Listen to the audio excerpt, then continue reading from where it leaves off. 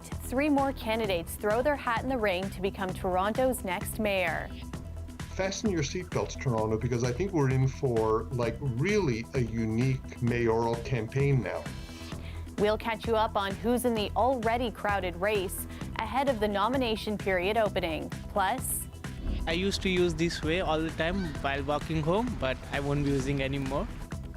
Arrests are made in the Fairview Mall triple shooting. The latest on the man who died and the investigation. And we live in a world with a changing climate, and one of the impacts of that is we're going to see more viruses, more diseases. 2 Canadian geese found dead in Brampton have tested positive for avian flu. We look at how this could impact the poultry industry.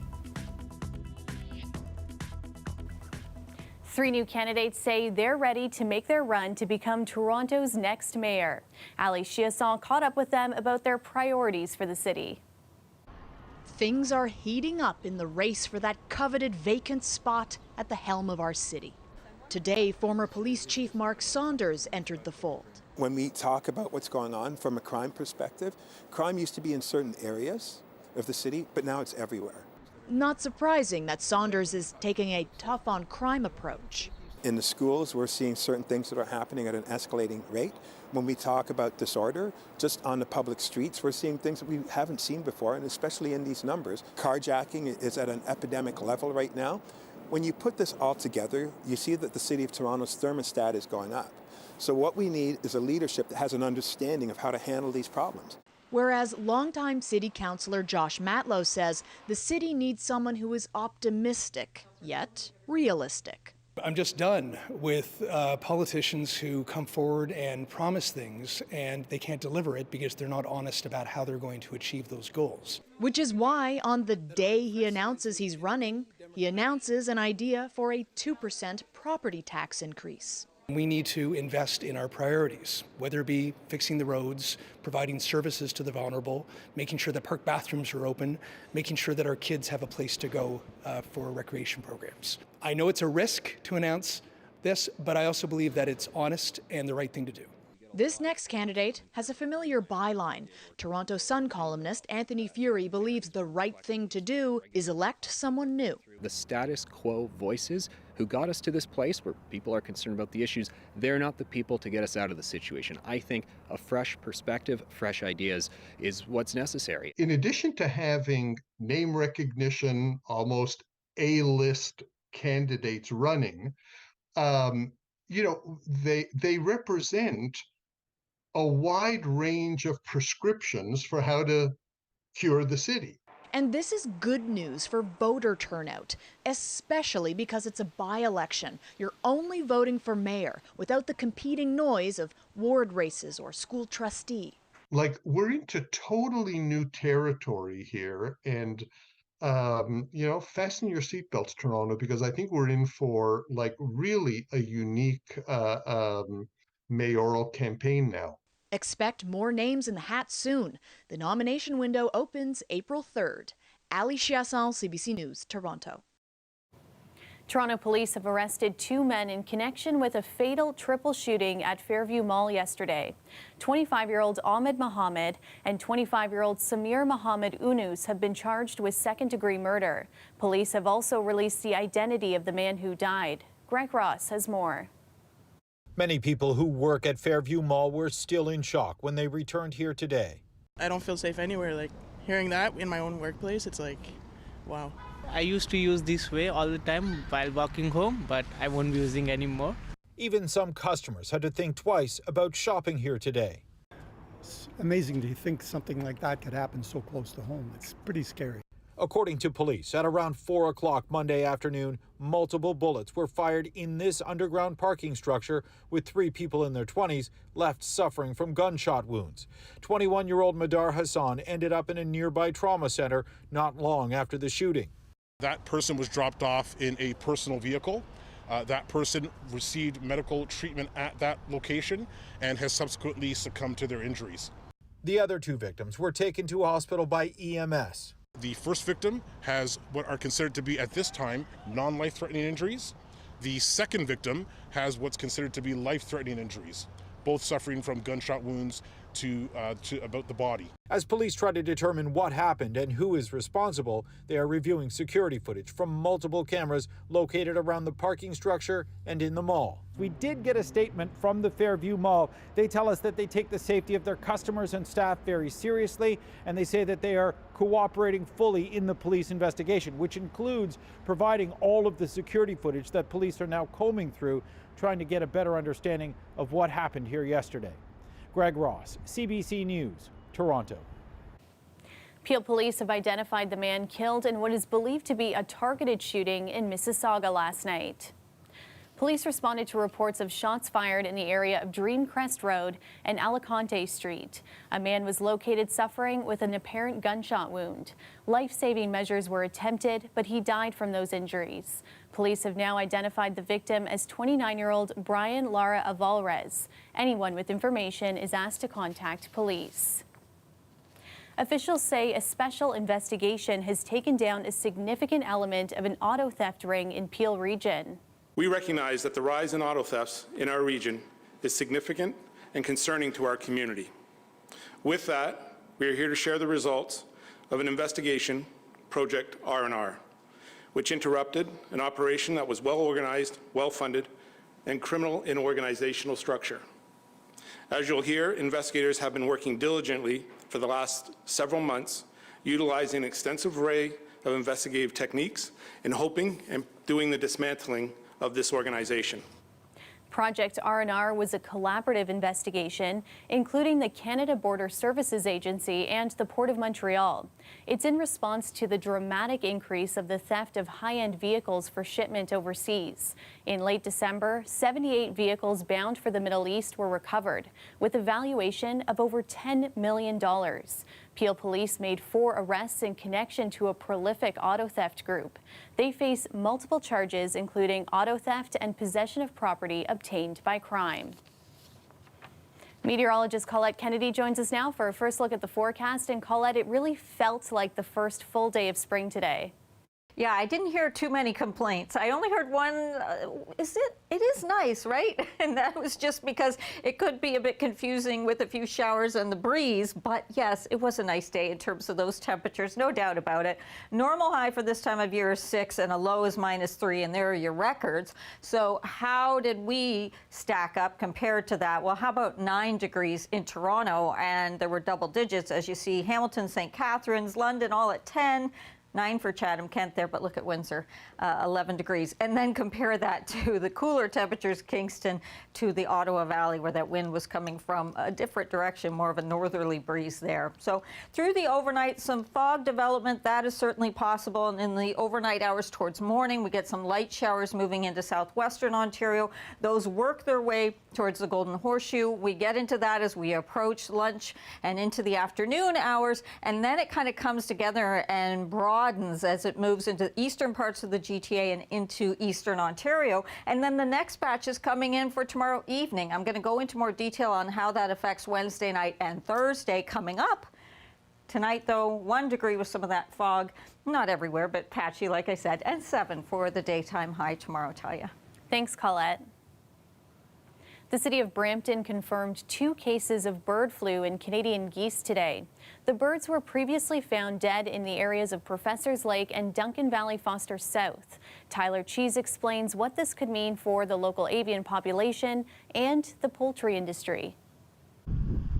Avian experts and others who work with birds are concerned about the rising numbers of avian influenza cases in the region. There are at least 2 poultry farms that have tested positive over the last approximately 10-11 days or so, and there are also a significant number of wild birds that are dying, and it's presumed that some of them, at least some of them, are going to be tested positive. Last week, the Canadian Food Inspection Agency reported 2 other confirmed cases, one in Chatham, Kent, the other southeast of Hamilton.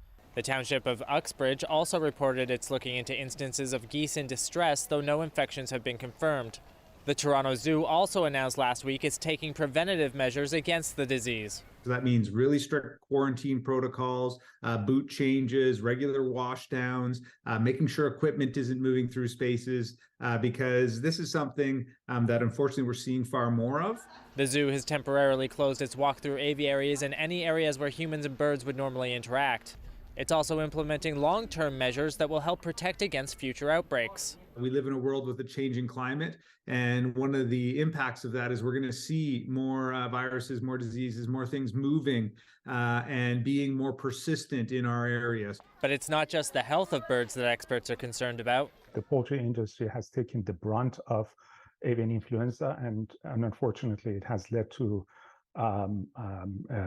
destruction of 8 million birds, actually closer to 7 million birds in Canada over the last 13, 14 months or so. He's advocating for vaccines against the virus for all poultry animals in the future. There's also some concern the virus will spread to mammals. We've seen the virus now being isolated from mink, from seals, from sea lions, dolphins, skunks, raccoons, bears, foxes. A wide variety of different mammalian species have tested positive for avian influenza. But for now, he says the risk of the virus spreading to humans is extremely rare. Ontario's Ministry of Health also confirmed there are currently no human cases of bird flu in the province. Tyler Cheese, CBC News, Toronto. A follow-up tonight on a story we did about concerns over censorship of an art exhibition at a public library in Aurora. We previously told you about a photographer and poet named Ya Fun Shi. She created an exhibit called Fire 2, which is a gallery of photographs documenting women's rights marches over several years. Aurora Public Library refused to display her work as it included pictures and statements protesting elected officials Doug Ford and Donald Trump. The library said the reason for its decision was that it's a publicly funded institution. Now, she has confirmed that the library has reversed its decision and her art has now been installed. Welcome back. The City of Toronto is starting to unveil its long-awaited housing plan. The Executive Committee met today to discuss the report, which states the ability to deal with the housing crisis is largely impacted by the province. Meg Roberts has more. 285,000 homes is what the province has requested Toronto to commit to by 2031. Today, the city unveiling its plan to meet that, but the report states that target is at risk without money from the Ontario government. It's essential. Again, this is a whole of government response to housing. Last fall, the provincial government scrapped development fees for affordable nonprofit housing.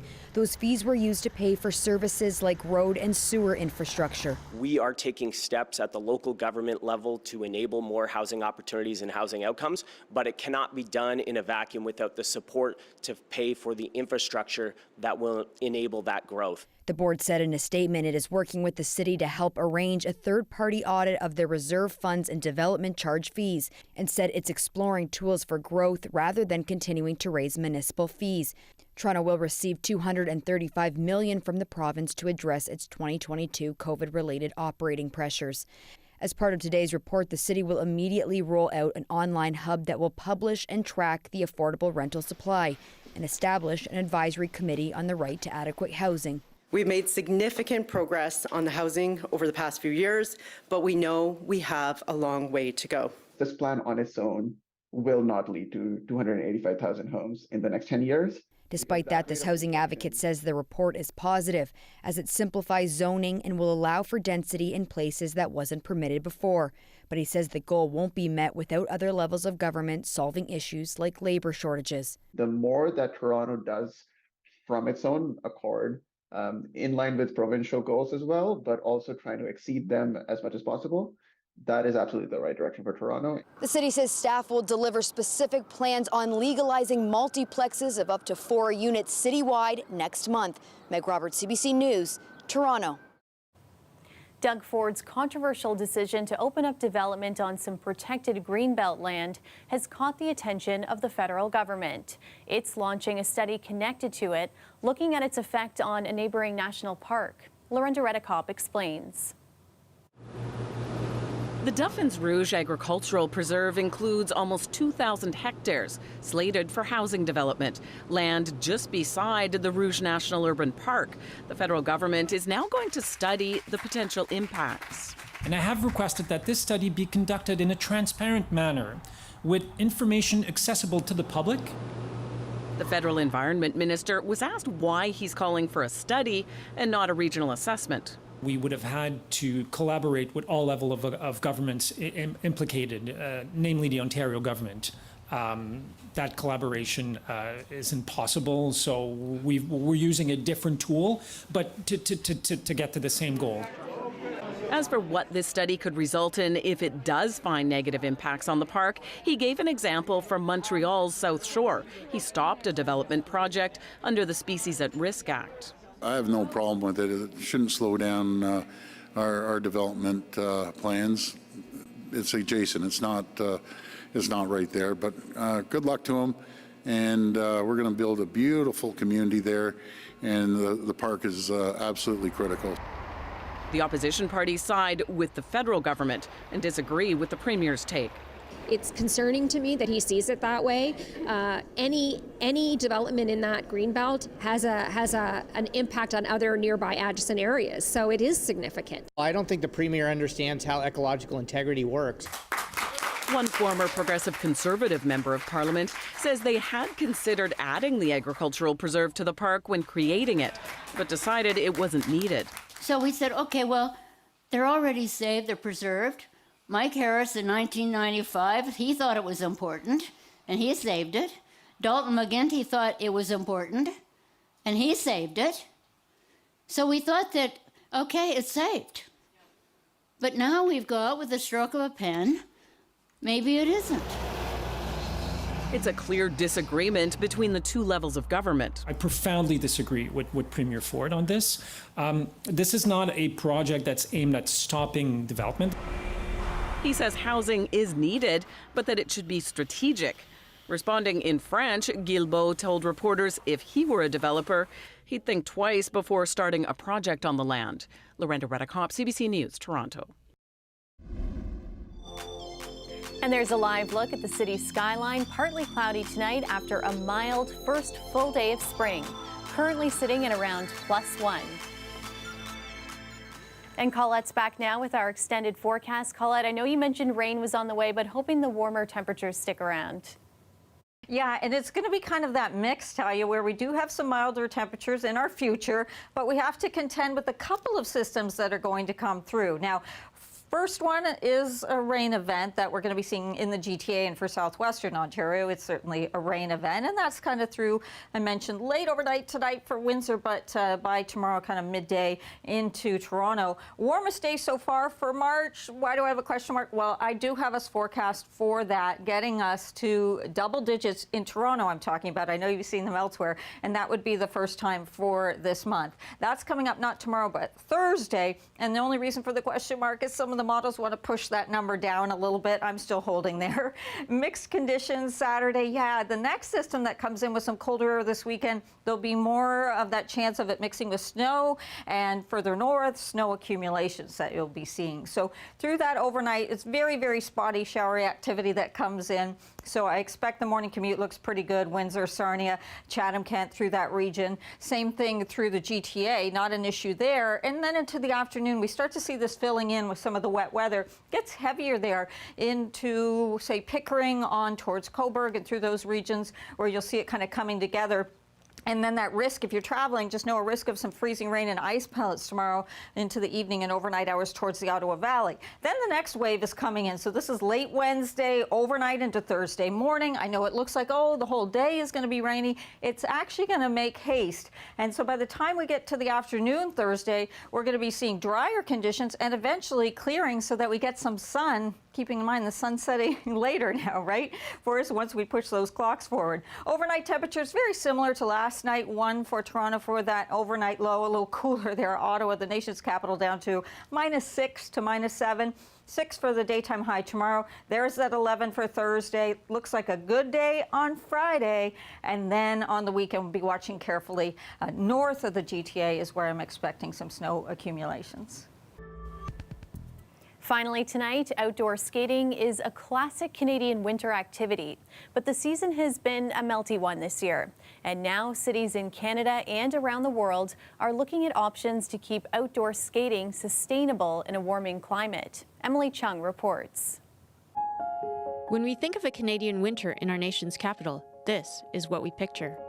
But this winter has been a mild one across eastern Canada, and for the first time in its history as an outdoor skating rink, Ottawa's Rideau Canal never opened for skating.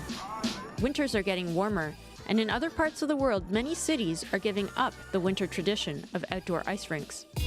This year, San Jose, California, Monaco, and Toul, France were among those that replaced them with roller rinks instead, citing high energy costs. In France, eco-conscious mayors have argued for years that outdoor ice rinks weren't sustainable in their warming climate. One of the challenges is the fact that refrigerated rinks are far more expensive. They also use refrigerants and energy, which contribute to the root source of this, which is greenhouse gas emissions. But in Canada, outdoor skating is part of our culture and identity, and cities like Mississauga are looking for ways to keep it alive. Climate change is a factor. As we look at the winter and we look at ice, we really have to look at synthetic surfaces, certainly refrigerated surfaces.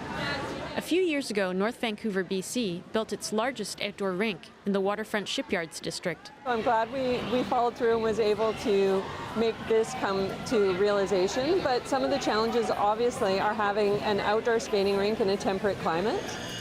The city has found a way to offset some of the higher energy use and costs of running a refrigerated outdoor rink in a mild climate. Refrigeration systems use energy to remove heat. Instead of dumping that heat, this one feeds it into local buildings for water and space heating. So that heat, which is waste here, becomes beneficial heat for homeowners in the neighborhood. Reducing the natural gas they burn, making the ice rink 2 to 3 times more efficient than a regular rink. Boosting efficiency makes a difference, but cities across Canada will need to consider many ideas and options to sustain outdoor skating as our winters get warmer. Emily Chung, CBC News, Mississauga. And that's our show for you tonight. Thanks so much for watching. Marivelle Tarouk has your next local newscast tomorrow at 6, and you can get caught up on news anytime on our website. Just head to cbc.ca/Toronto. Good night.